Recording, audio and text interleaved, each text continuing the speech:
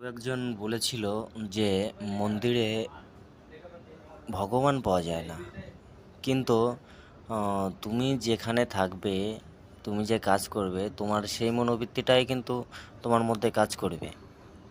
কিন্তু তুমি যদি মাঠে কাজ করো, তাহলে তোমার মনোবৃত্তিটা মাঠের যে চাষাবাদের সেটাই আসবে।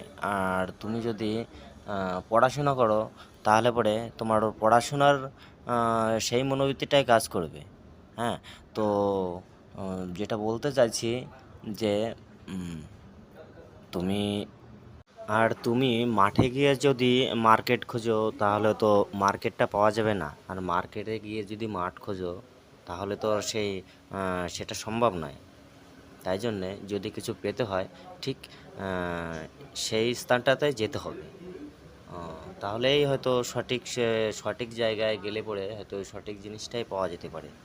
যদি না দেখো, তাহলে পরে বুঝতে পারবে না। আর আমরা চেন্নাইয়ে, আমরা কোয়েম্বাটুর থেকে এসেছি 40 কিলোমিটার দূরে এই শিব টেম্পলটা। তো আমরা কয়েকজন বন্ধু মিলে আহ, আমরা ঘুরতে আসলাম। আর দেখে নাও। আর তোমরা যদি ঘুরতে আসো, তো তোমরা বুঝতে পারবে যে এই জায়গাটা কতটা সুন্দর, কতটা অপূর্ব। মানে এখানে আসলে পরে মানুষের মন